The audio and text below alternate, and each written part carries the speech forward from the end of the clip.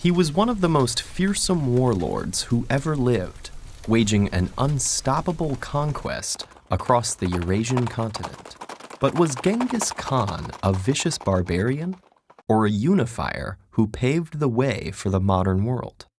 We'll see in History versus Genghis Khan. Order, order. Now, who's the defendant today? Khan! I see Your Honor is familiar with Genghis Khan, the 13th century warlord whose military campaigns killed millions and left nothing but destruction in their wake. Objection. First of all, it's pronounced Chinggis Khan. Really? In Mongolia, yes. Regardless, he was one of the greatest leaders in human history.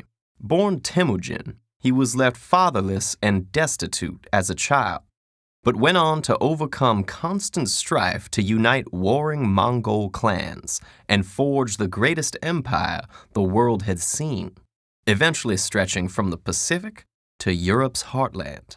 And what was so great about invasion and slaughter? Northern China lost 2/3 of its population.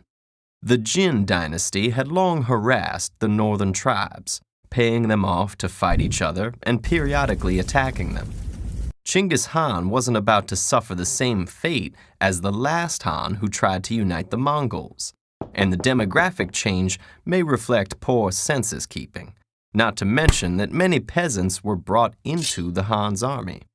You can pick apart numbers all you want, but they wiped out entire cities, along with their inhabitants.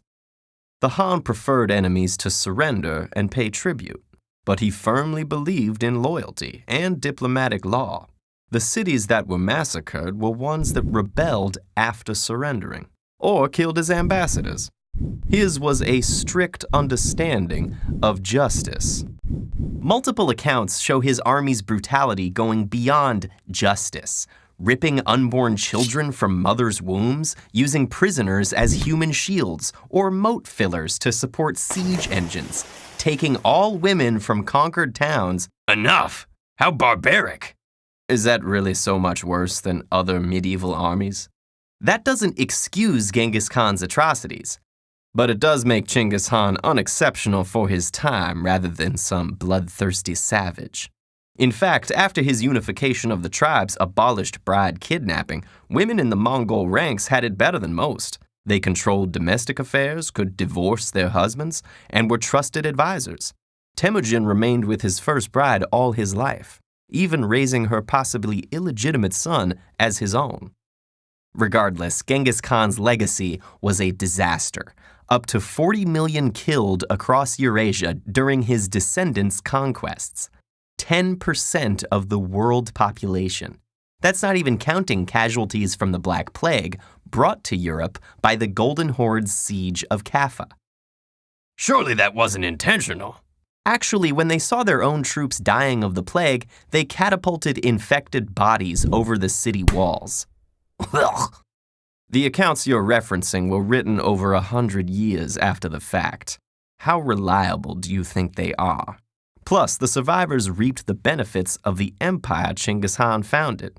Benefits? The Mongol Empire practiced religious tolerance among all subjects. They treated their soldiers well, promoted based on merit rather than birth, established a vast postal system, and enforced universal rule of law. Not to mention their contribution to culture. You mean like Hulagu Khan's annihilation of Baghdad, the era's cultural capital? Libraries, hospitals, and palaces burned, irrigation canals buried? Baghdad was unfortunate, but its caliph refused to surrender, and Hulagu was later punished by Berke Khan for the wanton destruction. It wasn't Mongol policy to destroy culture. Usually they saved doctors, scholars, and artisans from conquered places and transferred them throughout their realm, spreading knowledge across the world. What about the devastation of Kievan Rus, leaving its people in the Dark Ages even as the Renaissance spread across Western Europe? Western Europe was hardly peaceful at the time. The stability of Mongol rule made the Silk Road flourish once more, allowing trade and cultural exchange between East and West.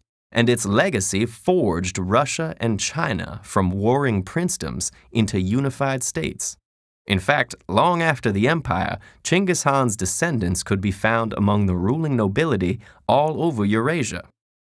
Not surprising that a tyrant would inspire further tyrants. Careful what you call him, you may be related. What? 16 million men today are descended from Chinggis Khan. That's 1 in every 200. For every great conqueror, there are millions of conquered. Whose stories will survive? And can a leader's historical or cultural significance outweigh the deaths they caused along the way? These are the questions that arise when we put history on trial.